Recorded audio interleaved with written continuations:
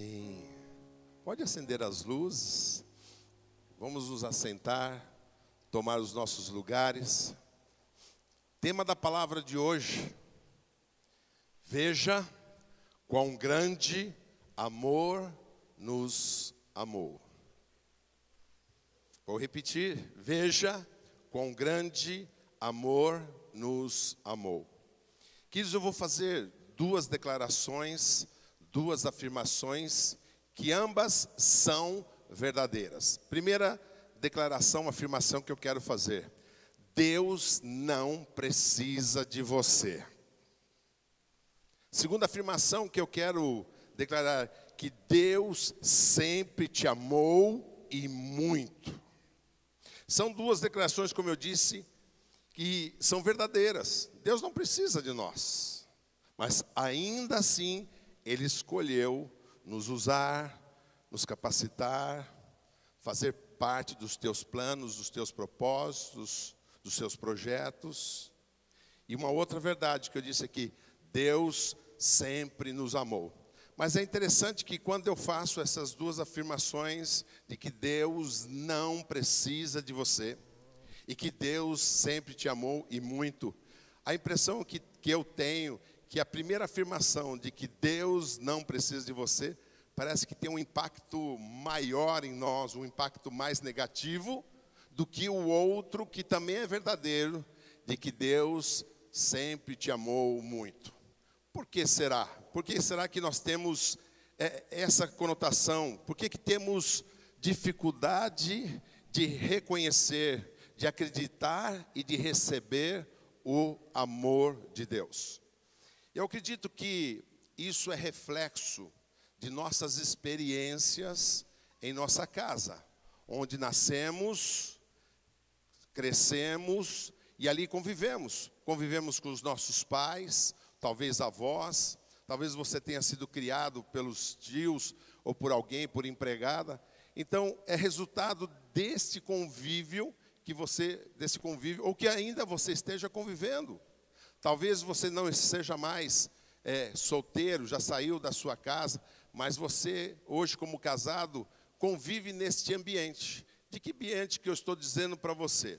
Num ambiente hostil, num ambiente onde houve xingamentos, gritos, ofensas, brigas, discórdias, agressões verbais e físicas, falta de respeito, carinho e afeto.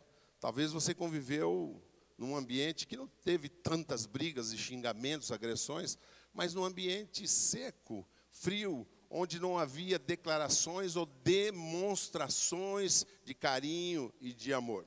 Então, essas experiências negativas que nós carregamos e involuntariamente nós carregamos e levamos depois para o convívio com a nossa esposa, com o nosso marido e convívio com os nossos filhos. Infelizmente, eu só dou aquilo que eu recebi, e eu não posso dar aquilo que eu também não recebi. Infelizmente, repito, muitos lares vivem num relacionamento conturbado. E essas experiências negativas nós transferimos para o nosso relacionamento para Deus, o Pai. Então temos dificuldade de nos relacionarmos com o Pai, porque associamos com os nossos pais. Temos dificuldade de receber este amor, de acreditar que Ele nos ama, de acreditar que o seu amor é tão grande, tão imensurável, que Ele zela e vela por nós, que deseja o melhor para nós. É difícil de nós acreditarmos de que Deus está se importando com os nossos sofrimentos, com as nossas dores, e que Ele é galardoador daqueles que o buscam. Ou seja, Deus não vai me abençoar, Deus vai abençoar aquele, vai abençoar aquele outro, mas a mim não. Deus talvez me ame, mas me ama menos do que aquele outro. Então nós começamos a mensurar e a medir o amor de Deus. Mas eu quero afirmar para você que desde o princípio, Deus nos amou e amou muito. Declare isso: Deus sempre, mais forte, Deus sempre me amou e muito. Queridos, Deus não me ama mais do que vocês. Se colocar aqui, do meu lado, um político corrupto, um daqueles bandidos do PCC, Deus nos ama no mesmo nível e na mesma intensidade. Agora, o que faz diferença? É que Deus odeia o pecado. Isso é diferente, queridos. Mas o amor que Deus tem por nós é o mesmo amor. Tanto, queridos, que Deus em nenhum momento na sua palavra sentencia ninguém à morte. Ele fala assim: eu vim para fazer a minha vontade, e a vontade do meu Pai é que todos se salvem e nenhum se perca. Quando ele fala todos, ele está falando do bandido, do ladrão, do assassino, do corrupto. Ele nos ama igualmente. Mas que fique claro, ele odeia o pecado. Ama quem obedece aos seus princípios. João 8,32, antes de eu falar de João 8,32, mas vamos lá. João 8,32 diz: conhecereis a verdade, e a verdade vos libertará. Queridos, isso é uma grande verdade. Nós precisamos não somente ouvir com os nossos ouvidos, mas permitir que a palavra desça aos nossos corações. Que essa palavra seja uma palavra rema na sua vida, revelação. E eu creio, presta atenção nessa declaração que eu vou fazer. E eu creio que neste dia haverá uma grande revelação para a sua vida. Eu creio que neste dia você vai sentir o imensurável, algo que não dá para medir, ou seja, o imensurável amor de Deus, de Jesus e do Espírito Santo por você. Você receberá perdão e perdoará. Você será curado e libertado de muitos sofismas, crenças e até de pecados que você acha que eram impossíveis de ser curados ou libertos. E vai haver também liberações de bênçãos neste lugar, nesta manhã, em nome de Jesus. Mas para isso eu preciso, abra os teus ouvidos e o teu coração.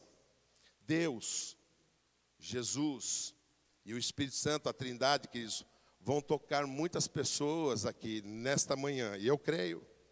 E eu quero dizer para você, Bartimeu, por exemplo, foi um que foi tocado por Deus. Ele ansiava, desejava ser tocado por Deus. E quando ele começou a gritar: Jesus, filho de Davi, tem compaixão de mim, o que aconteceu? Ele chamou a atenção de Jesus. Se você quer chamar a atenção de Jesus para você, haja um grito no seu interior: eu preciso receber este amor, eu quero reconhecer este amor, eu quero nesta manhã receber a minha cura e a minha libertação, eu quero a minha bênção. Mas tem que ter um grito no seu coração para você chamar a atenção de Deus o Pai, o Filho e o Espírito Santo. E quando você chamar a atenção, eles vão te tocar. E o resultado do toque da mão de Deus é o que, queridos? A cura, a tua bênção, a tua libertação. Então eu quero fazer uma proposta para vocês, quero combinar algo com vocês. Por favor, eu fiz isso, não façam o que eu fiz no ano de 2004, eu já disse isso, um pastor foi na nossa igreja e ele falou justamente de que Deus iria tocar algumas pessoas. E quando você fosse tocado por Deus, aí onde você está, sentado, que você ficasse de pé. E eu ali estava sendo tocado por Deus como eu nunca tinha sido tocado antes. Mas por vergonha, por timidez e por ser um líder, pastor, eu falei: não vou ficar de pé. E ele veio me questionar: querido, você foi tocado por Deus? Fui. Ele falou: daqui, do púlpito, eu olhava você ali assentado e você sendo tocado por Deus, você não ficou de pé? Você perdeu a sua bênção, você perdeu a oportunidade. E eu não quero que você perca a tua bênção. Então, não tenha vergonha, receio, você não vai pagar nenhum mico. Se você estiver sendo tocado pelo Espírito Santo durante a ministração, quero te convidar a ficar de pé onde você está. As pessoas ao seu redor, levante as mãos na direção desta pessoa e diz: eu te abençoo em nome de Jesus. Tão somente isso. E depois você sente. Amém? Combinado isso, queridos? Amém? Então eu quero dizer para você o seguinte: não resista ao toque da mão de Deus. Deus amou-nos desde o princípio. Desde o princípio, quando nós fomos formados, olha o privilégio que nós tivemos. Façamos o homem a nossa imagem e semelhança. Depois, Deus queria agradar o homem, porque amava o homem, porque amava a sua criação, criou um jardim, queridos, o Jardim do Éden, um lugar que eu creio que era verdadeiramente o paraíso. Cachoeiras límpidas, transparentes, peixes, aves de todas as formas, tipos e cores, animais igualmente muito bonitos, lindos, árvores frutíferas, aquele clima, né, gostoso, nem frio demais, nem calor demais, sabe, um clima, um ambiente, um jardim agradável ao homem, em todos os sentidos, agradável aos seus olhos. Deus disse ao homem ainda, sabe, não só fiz você a minha imagem e semelhança porque eu te amo, te dei um lugar para você morar porque te amo. E porque te amo também, aqui tudo está sobre o seu domínio, sobre o seu controle, porque eu te amo. Com essas atitudes, Deus verbalizava ao homem o quanto ele amava. Ele queria ver o homem feliz, porque o amava. E por querer ver o homem feliz, ele disse, ainda falta algo, falta uma companheira. Companheira, eu preciso criar uma companheira para Adão. E eu creio que foi a companheira, ao ponto de ter arrancado os suspiros de Adão. Essa é ossos dos meus ossos, carne da minha carne. Ele arrancou suspiros. Com certeza, quando viu Eva, né, ele ficou todo encantado e viu o quanto Deus o amava. Mas apesar de toda a demonstração e expressão de amor de Deus para com o homem, ele preferiu desobedecer a Deus. Preferiu entristecer o coração de Deus. E é interessante que, apesar do homem ter entristecido muito a Deus com a sua atitude, Deus não o ignorou. Não ignorou o seu pecado, mas não ignorou e nem desprezou o homem. Apesar do que ele fez, o seu amor continuou imensurável. O seu amor não foi um amor menor. Ele não diminuiu a intensidade do seu amor. Apesar do erro do homem, ele continuou amando o homem da mesma forma, na mesma intensidade. Queridos, isso é o verdadeiro amor. Não há amor que se compare ao amor de Deus. Queridos, quem ama, sofre.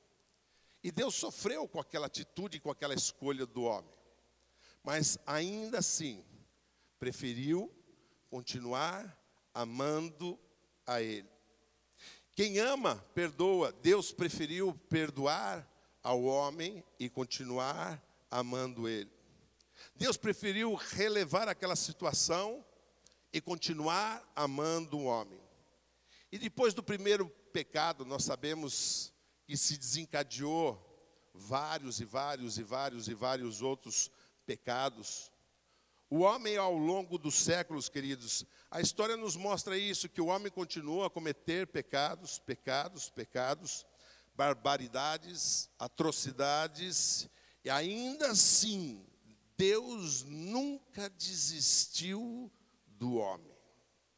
Deus nunca desistiu de amar o homem, nunca desistiu de amar a sua criação. E é claro que todos os pecados têm consequências até hoje, e todos os pecados cometidos pelos homens tinham consequências. E ainda hoje tem. Mas o que leva alguém tão perfeito a ignorar a não considerar os pecados dos homens ao ponto de levá-lo a não amar mais as pessoas, amar os homens. Deus nunca desistiu dos homens. Ao contrário, além de não desistir, estava sempre ajudando o homem. Mas o homem erra, trai, engana, mente, corrompe, destrói. O que leva uma pessoa a continuar indo atrás dessa pessoa. O que leva uma pessoa a continuar atrás dessa pessoa e não desistir dessa pessoa, senão o amor sobrenatural, o amor imensurável de Deus, o Pai. Queridos, nós por muito menos desistimos do nosso casamento. Por muito menos. Eu já vi casamentos durando 1 mês. Casamentos durando 2 meses. 6 meses. 8 meses. Porque o cônjuge não tolerou algumas atitudes do outro cônjuge. Por muito pouco. Por algumas palavras. Por algumas atitudes, um desistindo do outro. Mas Deus, diante de todas as atrocidades que o homem já cometeu, Ele nunca desistiu do homem. Ele nunca deixou de amar o homem. Repito, ao longo das histórias, é só estudar. Eram atrocidades, guerras, homens matando. Isso não era um privilégio dos outros povos, os judeus também fizeram muito disso. Eles estavam revelando o que estava no coração deles, perversão. Eram homens corrompidos, que praticavam todas as perversões sexuais, Sodoma, Gomorra, que é citado na Bíblia, roubos, mentiras. O homem sempre se afastou de Deus, mas em contrapartida, Deus sempre foi atrás do homem. É interessante nós observarmos isso. Indo atrás do homem, porque continuava amando. Indo atrás do homem, porque nunca desistiu da sua criação. Indo atrás do homem, investindo no homem, dando uma nova chance, dando uma nova oportunidade e amando. Na parábola do filho pródigo, é muito interessante. Aquele filho tinha tudo na casa do pai. Assim como Adão, tinha tudo na casa do pai. Mas preferiu experimentar algo novo e diferente. Que Deus já havia avisado que não era para ele experimentar, que aquilo lhe traria consequências. O filho pródigo tinha as melhores roupas, as melhores acomodações, serviçais ao seu dispor, sandálias que ele quisesse, roupas, mordomias. Ainda assim, ele preferiu sair de casa da presença de Deus. Pegou parte da sua fortuna, e a Bíblia deixa claro que ele gastou de forma dissoluta, ou seja, bebedices, diversões, possivelmente orgias, porque se envolveu com prostitutas, e diz que acabou o seu dinheiro. E aí ele foi obrigado a trabalhar cuidando de porcos. Isso é o resultado do pecado. Acabamos junto com os porcos. E ele não tinha o que comer, porque aquela terra estava passando por uma grande fome. E ele começou a comer a mesma comida que era dada aos porcos. A que ponto o homem chega? Mas apesar de tudo isso, dele ter gastado parte da herança, da fortuna do pai, que seria por consequência dele mesmo, quando o pai morresse, ele preferiu gastar o dinheiro do pai. E reparem nessa passagem de Lucas 15:20, que diz assim: e levantando-se, falando do filho, pródigo, foi para o seu pai.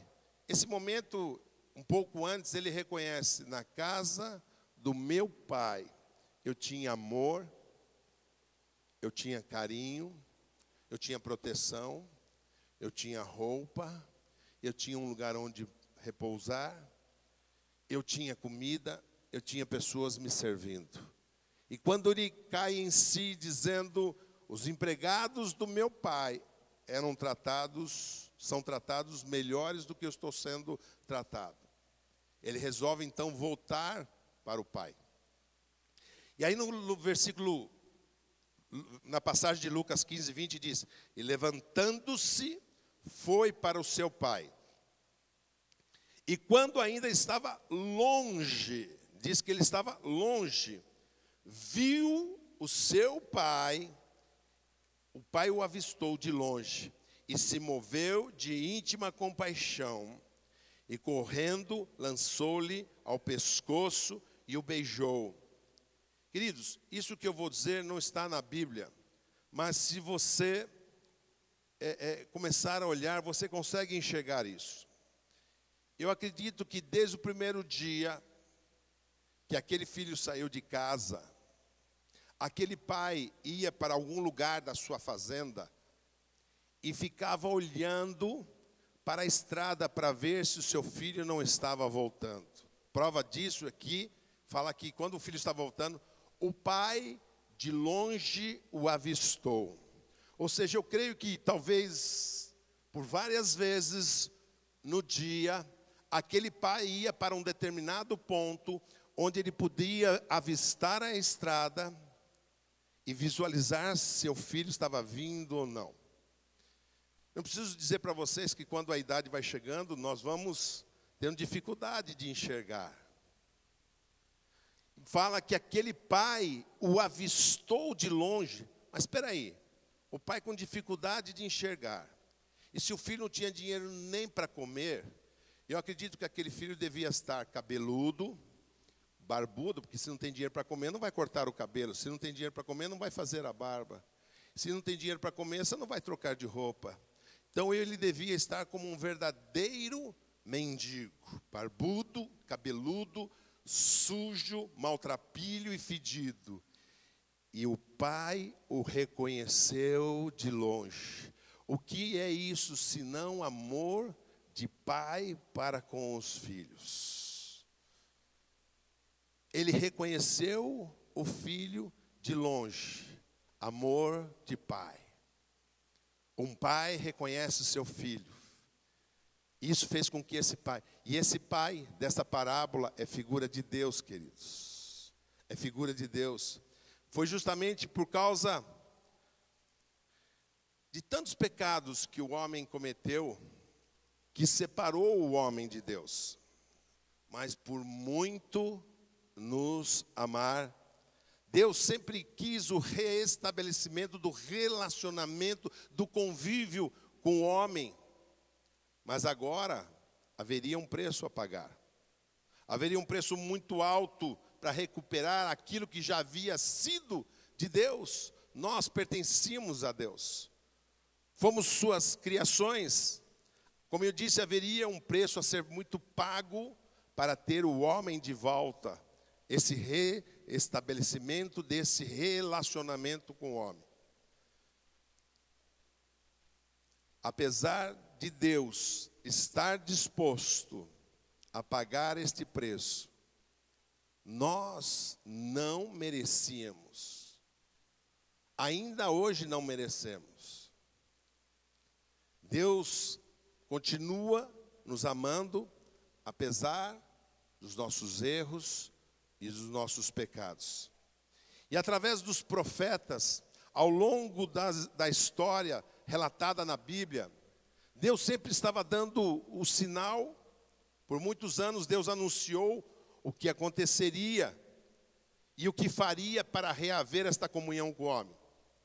O preço a ser pago seria a vinda do seu filho, o seu único filho, e a morte do seu único filho perfeito. O Filho de Deus morrendo por amor a nós. por amor a mim, a você e por todos aqueles que já existiram, por todos aqueles que ainda vão vir, que ainda vão nascer. 1 Pedro 1,20 diz: o qual, na verdade, em outro tempo foi conhecido. Falando de Jesus, ele era anunciado, já foi conhecido ainda antes da fundação do mundo, ou seja, antes de Deus fazer a criação, Jesus já estava lá. Mas manifestado nesses últimos tempos por amor de vós. Foi por amor de vós que Jesus se manifestou. Deus não precisaria dar o seu filho, o seu único filho, em troca de nós. Nós não merecíamos.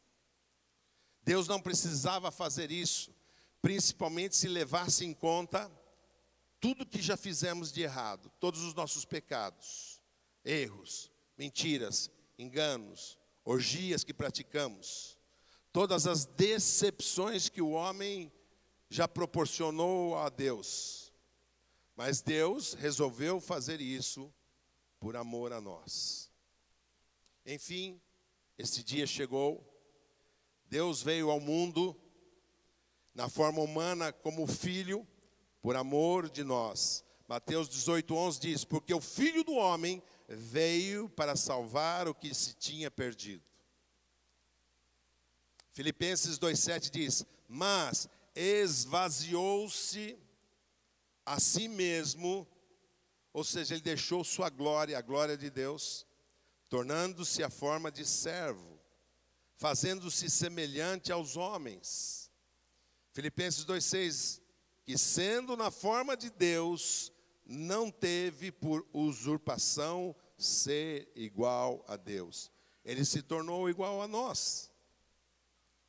No nosso meio, demonstrou sabedoria, calma, paz, bondade, paciência, compreensão, carinho, afeto, amor, preocupação, zelo, alimentou fisicamente as pessoas, alimentou espiritualmente com a palavra, curou, sarou, libertou, fez milagres, passou por sacrifícios.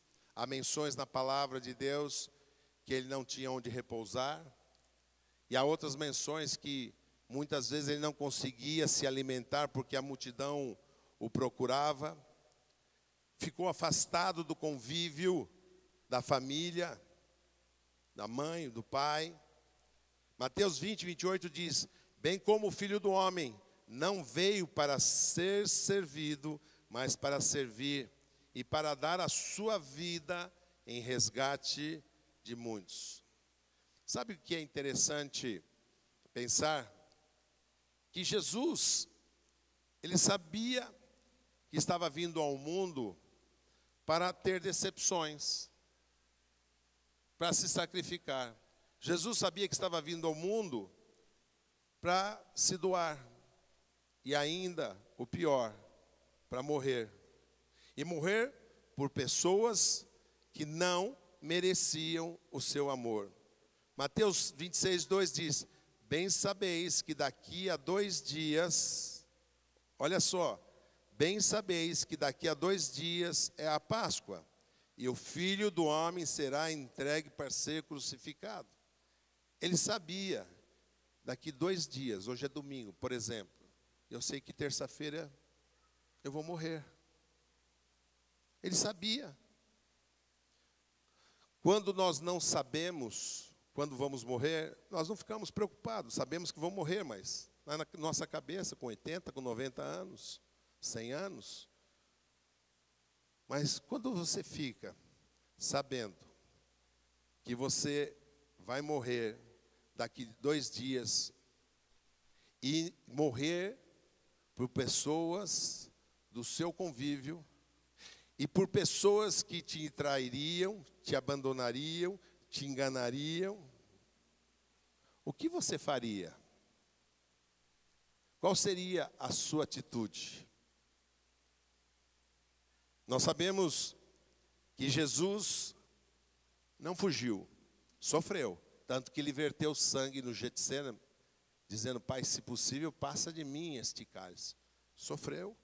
E os médicos explicam que um sofrimento com tamanha intensidade é possível suar sangue. Tamanho era o sofrimento de Jesus.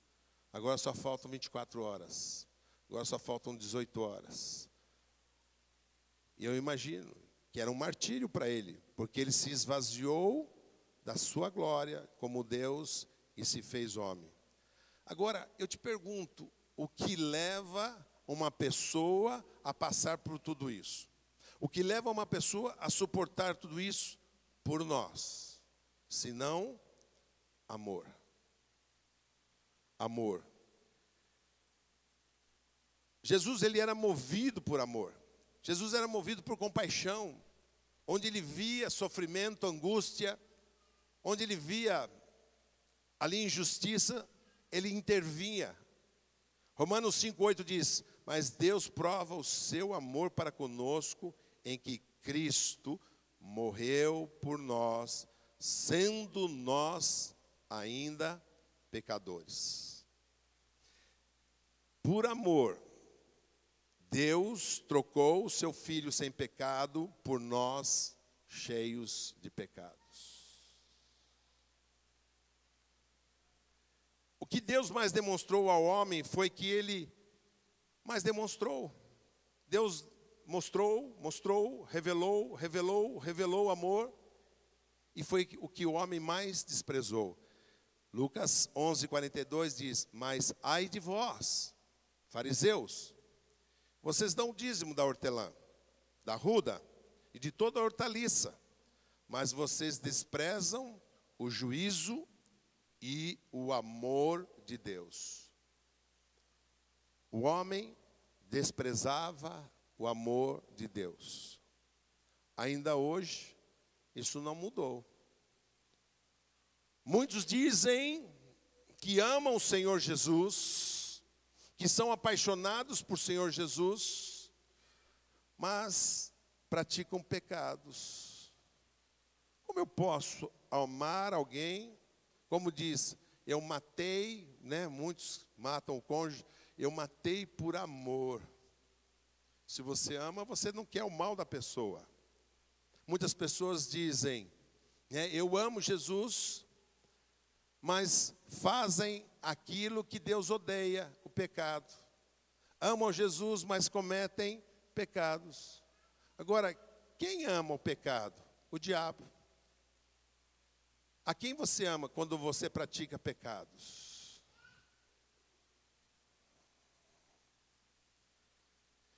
E não foi qualquer amor com que Deus nos amou. Foi um amor sacrificial. Um amor imensurável. João 3,16, que nós, tão conhecido versículo.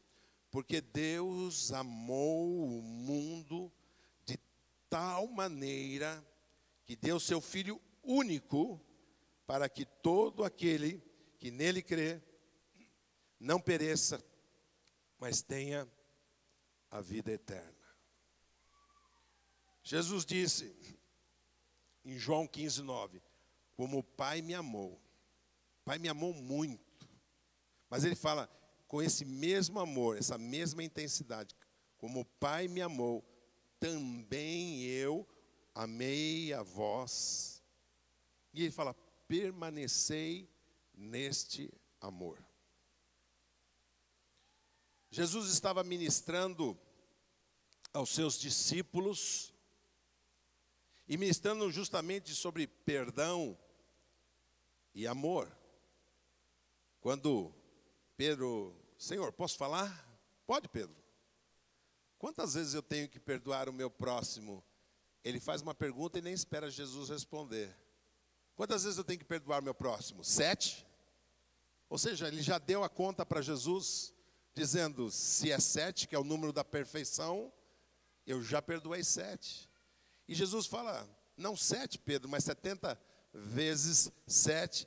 Em seguida a isso, quando Jesus estava ministrando sobre perdão e amor, ele dá sequência, falando de uma outra parábola. Diz assim, disse Jesus, não te digo que é até 7, mas 70 vezes 7, Pedro. Por isso o reino, ele continuando, Jesus, por isso o reino dos céus pode comparar-se a um certo rei. Jesus estava dizendo aqui desse rei, que é figura de Deus. Pode se comparar, eu vou usar o termo Deus, pode se comparar a Deus, que quis fazer as contas com os seus servos. E começando a fazer as contas, foi-lhe apresentado um servo, e esse servo representa você e eu. E apresentando a multidão que lhe devia 10.000 talentos. Mas, por todas as barbaridades e pecados que nós cometemos, fala que esse servo não tinha como pagar. Ou seja, nós não temos como pagar tudo que nós pecamos até hoje. Então Deus mandou que ele, a sua mulher e seus filhos fossem vendidos com tudo quanto tinha, para que a dívida fosse paga. Era o castigo que nós merecíamos. Deus estava decretando ali a sentença que nós merecíamos. Mas aquele servo, ou seja, nós, nos prostramos e reverenciamos e dizemos, Deus, seja generoso para comigo e eu te pagarei. E Deus sabia que não havia condições de pagar. E Deus, movido de íntima compaixão, soltou e perdoou-lhe a dívida. Foi que Deus fez conosco. Nos soltou e perdoou a nossa dívida. Por qual motivo? Movido de íntima compaixão. Se você olhar a tradução de compaixão na Bíblia, inclui a palavra amor. Movido de amor, soltou e perdoou-lhe a dívida. Eu não sei você, eu vou dizer por mim. Eu creio que eu seria capaz, numa situação, de dar, numa determinada situação, em dar a minha vida pela minha esposa e pelos meus 2 filhos. Só na hora que eu vou saber se isso é verdade. Mas hoje eu creio que eu seria capaz de dar a minha vida pela minha esposa e pelos meus filhos. Mas eu não seria capaz de dar a minha vida por amigos, irmãos, estou sendo sincero, por parentes, por vizinhos, muito menos por um estranho. Ainda mais se eu soubesse que ele era ladrão, corrupto, assassino, bandido, um estuprador. Com certeza eu não daria a minha vida. Mas Deus em nenhum momento levou em conta nenhuma dessas qualidades. Qualidades não, porque isso não é qualidade. Não levou em conta nenhuma dessas qualidades negativas, vamos assim dizer, das pessoas para dar o seu filho em troca de nós. Sabe por quê? Porque em nós existe algo chamado justiça humana. Nós queremos julgar, sentenciar e queremos o cumprimento da sentença. Ah, esse cara me fez muito mal. Queremos julgá-lo, sentenciá-lo e queremos que ele pague pelo que ele nos fez. Sabe por quê? Justiça humana. Eu pergunto para vocês, se Deus usasse justiça humana para nos julgar, quem aqui estaria vivo? Quem estaria livre? Nenhum de nós, nenhum. Eu seria o primeiro. Isso é justiça humana. Mas Jesus fez isso. Ninguém tem maior amor do que este, Queridos, Deus não tem amor, Deus é amor. Alguns já me ouviram dizendo de 2 casos que eu vivenciei aqui na igreja, de expulsão de demônios, de uma mulher e de um jovem, onde eu estava na salinha, ali a sala só tem porta, não tem janela, não tinha ventilador, nem ar-condicionado, era verão. Eu já estava 1h30, 2 horas dentro daquela sala. Sai, eu te expulso em nome de Jesus. Você não está autorizado a ficar aí, eu te ordeno em nome de Jesus. Eu tenho autoridade. Lá em Colossenses diz que você foi destituído de toda autoridade, que Jesus pisou na sua cabeça. Satanás sai e sai, e nada. Minha camisa, se você batesse assim, espirrava água, de tanto calor que estava dentro daquela sala e de quanto eu já tinha transpirado. Era uma verdadeira sauna lá. Eu já não estava aguentando mais ficar ali dentro. E eu orei, falei: Espírito Santo, eu ser envergonhado, eu aceito. Mas o teu nome ser envergonhado, aí eu não aceito. Nisso eu ouvi o Espírito Santo falando dentro de mim: você tem amor por esta vida? Você tem compaixão por esta vida? Eu falei: eu tenho. Nessa hora o Espírito Santo falou: pede para todo mundo sair da sala, só fica a sua esposa, a Vivian, esposa do Maurílio, e ficou a filha desta mulher. Queridos, se eu pedir para alguém agora, vem aqui na frente, por favor, e comece a chorar. Tem alguém que consegue? Do nada, vem aqui para frente, comece a chorar. Naquela hora veio um choro tão grande dentro do meu coração, e a Vivian também começou a chorar. Nós não combinamos nada. Vivian, vamos nós dois agora. Vai, começa a chorar aí que eu começo a chorar. Você me motiva, te motivo. Você me incentiva, te incentivo. Não. Nós começamos a chorar e a declarar, primeiro o amor de Deus por aquela alma, depois o nosso amor por aquela vida. Queridos, não precisei falar mais. Está amarrado, sai, te expulso, em nome de Jesus. Aquela mulher voltou a si. Nós podemos ministrar na vida dela. O problema dela era falta de perdão. Eu não me lembro exatamente, mas eu comecei a anotar. Não sei se eram 25, 26 ou 27 pessoas que ela tinha mágoa. E ela foi liberta. Mas havia um processo, pois eu orientei ela.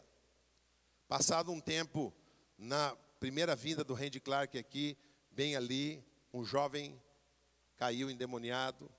Nós levamos ele para a sala. É a mesma história. Vieram me buscar aqui: pastor, nós não estamos conseguindo. E eu fiquei ali uns 10 minutinhos. Está amarrado, eu te ordeno, saia em nome de Jesus. 10 minutos, 15 minutos. Eu vi que não ia adiantar. Eu ouvi de novo a voz do Espírito Santo dizendo: você tem compaixão por esta vida? E eu falei: tenho, Senhor. E ele estava se debatendo no chão. E eu falei para as pessoas que estavam nos ajudando ali: soltem ele. Não, pastor, ele está se debatendo. Eu falei: solta ele. Ele estava no chão e rolava e se batia. Eu enfiei a mão debaixo das costas dele, trouxe ele aqui para o meu peito e segurei ele aqui. E comecei a chorar e comecei a declarar o amor de Deus por aquela vida e o meu amor por aquela vida. Em poucos instantes ele começou a parar de se debater. E foi até que ele se soltou e foi liberto. Por causa do muito amor de Deus. Por causa da compaixão de Deus. Eu sinto de pedir algo para você. Aplauda o Senhor Jesus.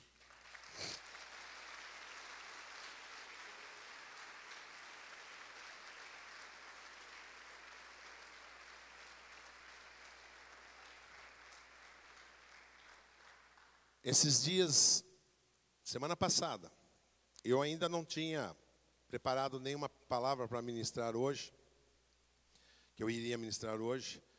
Eu já estou sabendo quase um mês.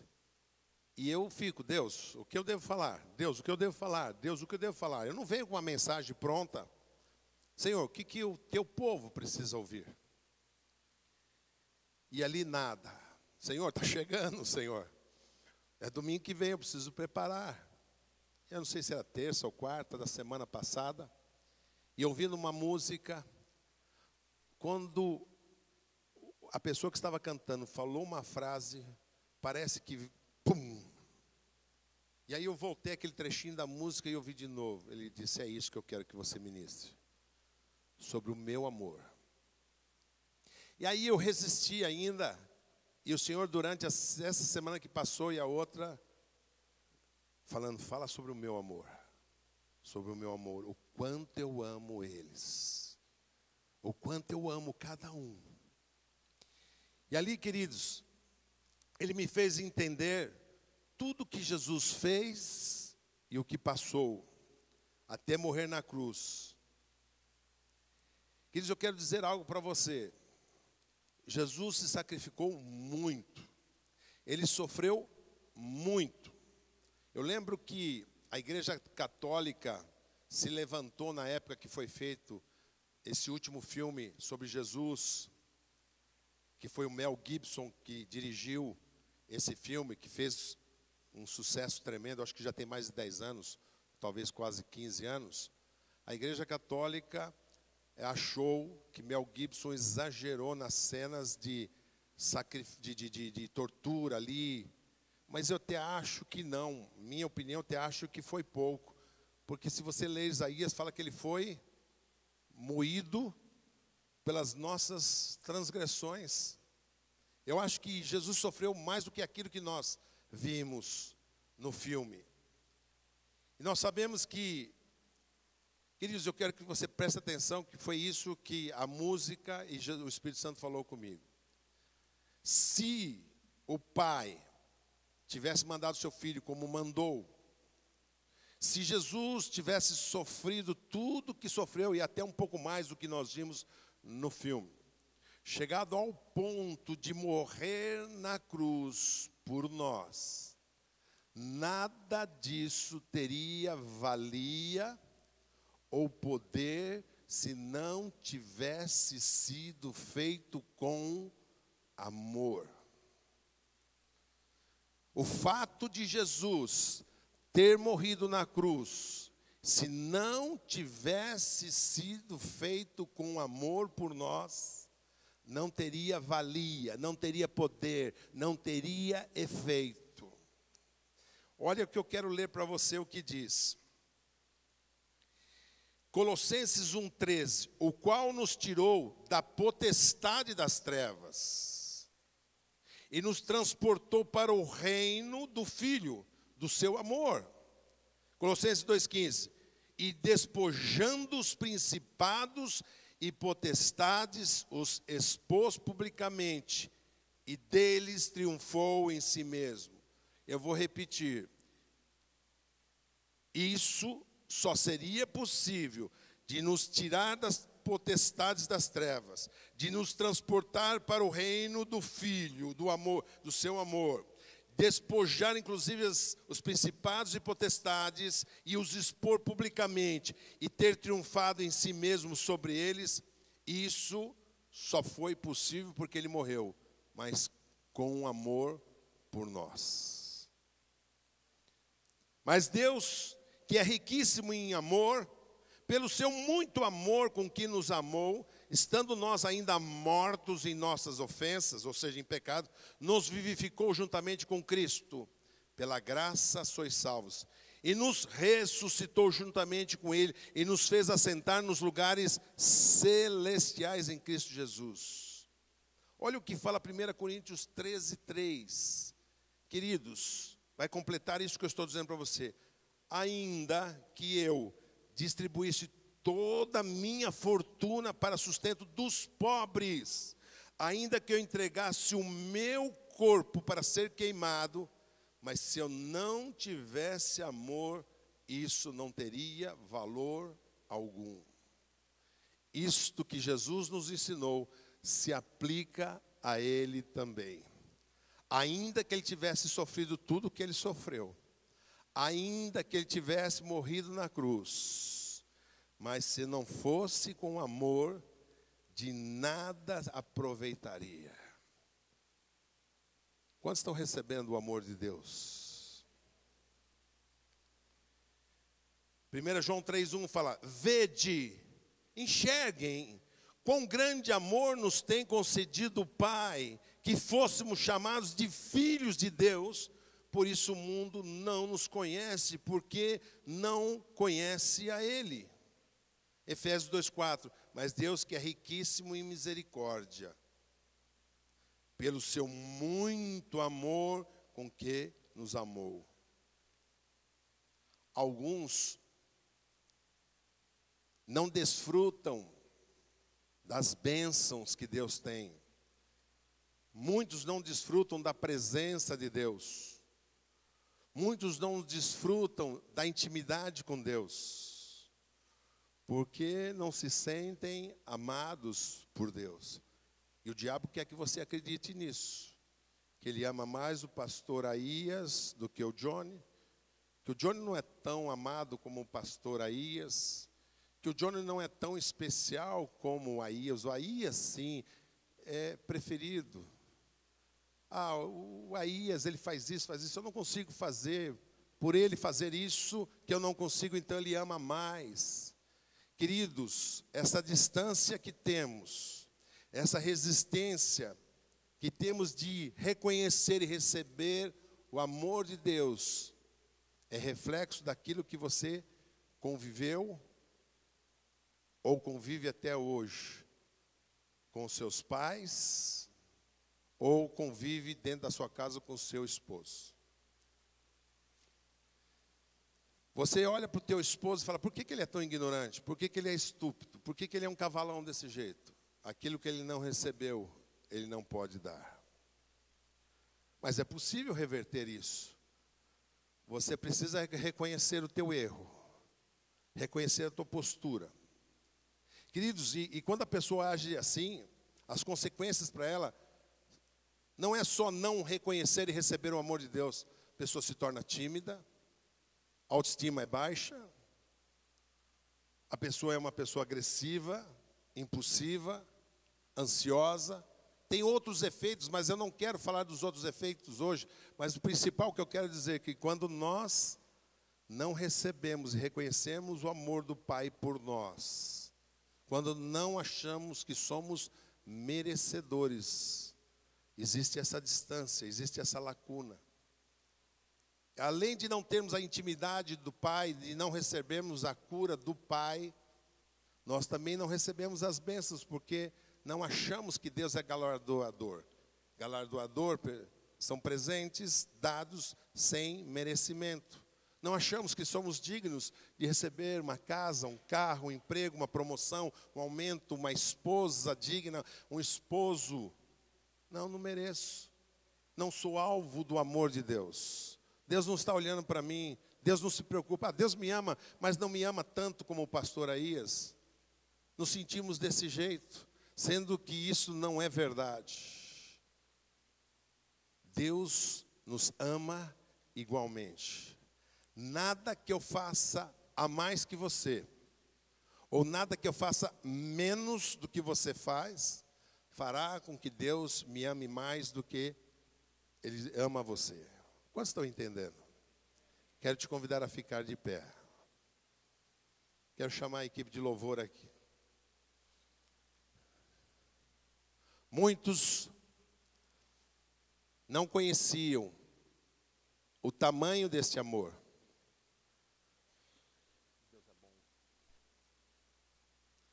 Muitos não conheciam ou nunca experimentaram deste amor. Mas eu creio que hoje você sentiu a presença de Deus. E eu creio que alguns aqui não só caiu sofismas e crenças, mas eu creio que, queridos, eu gostaria de saber quantos sentiram o amor de Deus enquanto ministrávamos. Sentiu mesmo? Quanto Deus te ama? O quanto você é querido? O quanto você é importante para Ele? Eu quero te dar um conselho: mergulhe nesse amor. Creia que Deus te ama. Não deixe o diabo roubar você. Eu quero que você creia e receba este amor. E quando você crer e receber este amor, nesse pacote vai vir as tuas bênçãos. Vão vir a tua cura e a tua libertação. Vão vir os galardões que você tanto deseja, queridos. Porque aí você vai dizer, Deus me ama, e Ele vai me dar essa casa porque Ele me ama. Ele vai me dar este emprego porque Ele me ama. Se você precisa sentir este amor de Deus, eu quero te convidar a vir aqui para frente. Só aqueles que acham que precisam receber o amor do Pai, que precisam ser curados. Venham bem mais para frente, por favor, para a gente dar espaço para quem quiser vir. Hoje é dia de cura. Hoje é dia de quebra de sofismas. O Senhor quer curar. Assim como Deus tocou Bartimeu, Deus quer te tocar. Só aqueles que querem o toque da mão de Deus. Querem experimentar